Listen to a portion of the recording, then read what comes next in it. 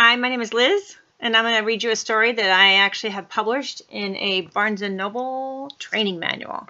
I wrote a story in about customer service, and many people wrote stories in, and the people that were chosen because they had an obscure or unusual encounter with a customer, and they basically had to do something that their job didn't necessarily require, but that was successful in solving interesting issues that come up, especially when you work with the public and you just never know what's going to happen. All of these stories are really fun. I love reading this book. It's a time capsule for me. I worked at Barnes & Noble in the children department in Reading for many years, and I worked under the guidance of Carol Christensen, and I was super blessed to learn the things that I did there. I really enjoyed it. I would recommend book selling to anybody who likes to read or write books, especially. That was why I wanted to work there, as I published a book. So during the time that I wrote this story, one of the reasons that I knew that we could do it was that I was online publishing another story about the Lady and the Panda.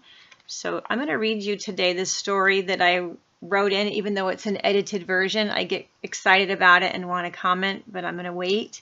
I'm going to read the story through and then I'll make a couple comments. This is more for my resume so that you know. This really did happen to me, and it is a fun read. It's a little more of an adult tween concept. So the reason that I wanted to publish this is because I truly believe that in a book you can learn things safely, put the book away, and you really can get the idea without having to go through it yourself or even experience it. You can read it and think about it and then learn from it like a regular textbook. So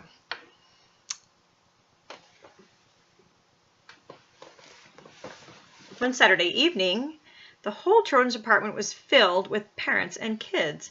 It was wonderful. A nice woman asked me, "Do you have Little Red Riding Hood?" I handed her one version, and she said she was looking for all the different versions that we might have. I found another and offered to check the computer. She looked at me with a smile, and she said, "You do know what this story is about, don't you? I mean, you've done the psychology on this, right?" She was really friendly. I must have looked puzzled in my silence. She told me that it is a story that every woman and young girl should read because it is about safety. An hour later, a concerned grandmother came to me, asking for help finding a book for her grandchild. She asked me for books on growing up, on safety, and body awareness. When I offered her what we had, she said, "I think this is great, but I'm afraid it's too forward." She's only 8 years old. She looked so concerned. "I want a book I can read to her," she said, "one that will teach her about choices." The woman needed to find something that would offer her assistance in teaching the lessons of watching out for the wolves. I knew Little Red Riding Hood was just the thing, and we read it, and she was comforted by this fairy tale. It was one of the times I just knew I was supposed to pass this information on, and it was so important that I had listened to the first customer in order to help the second. So much is learned from the people that we help. Contributed by Elizabeth Masloff, store 2871, Reading, California.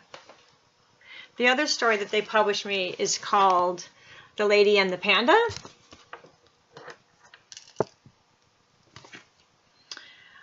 Children today are looking for stories that change their lives. They want stories about people that they can really relate to. Animal activists, inventors, human rights leaders, war stories. These are stories that fuel the soul and offer real guidance. One day, a 12-year-old girl told me she was not satisfied with our selection, and she and her parents wanted assistance in finding her a book at her interest level. So I asked her about her interest, and she said, "Animals." I knew about The Lady and the Panda. And I showed it to her. I warned her that it was a long book, but worth the read. And she was thrilled. A few weeks later, I received an email from her saying that her teacher was so impressed with her story on the panda book that she bought one too. The whole class ended up learning about that book, and because of this one girl, now everyone knew about the first panda to come to our country, and they all just loved it. Contributed by Liz Maslow. So that was their signature thank you for letting me publish a story that was loving kids. And the interesting thing about it was that I did receive a 50-cent raise, which was big for them. I got a call from the CEO. He wanted to talk to me specifically about the situation. I thought that was really interesting.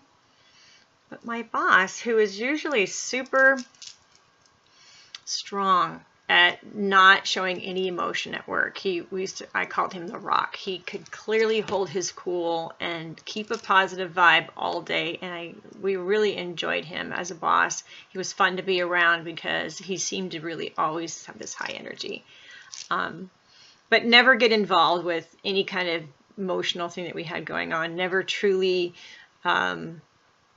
make anything bigger than it was or he was. He seemed to always have self-control, except for this one time when he came back from this CEO meeting. He had gone to Florida, and I'm in the kids department, and he just comes running up. It was super funny, like a young kid.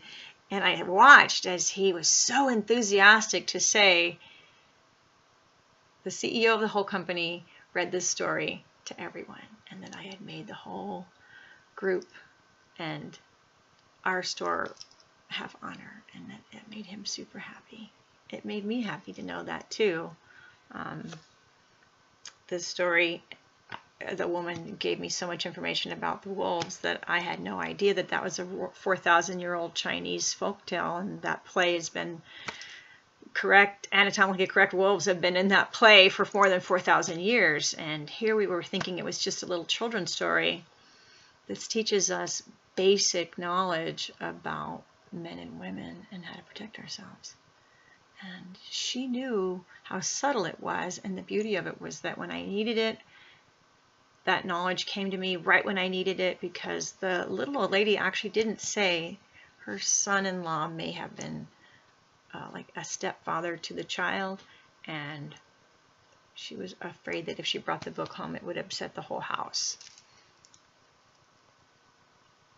Anyway, that's obviously why the CEO called me, and it was nothing had truly happened. Everything was fine. We actually did cover this, but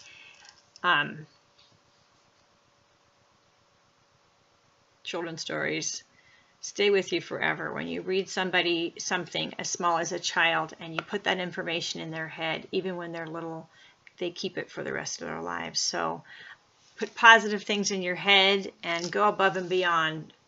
People are worth it. Listen to people, and I just send you love and thanks for listening to my story today.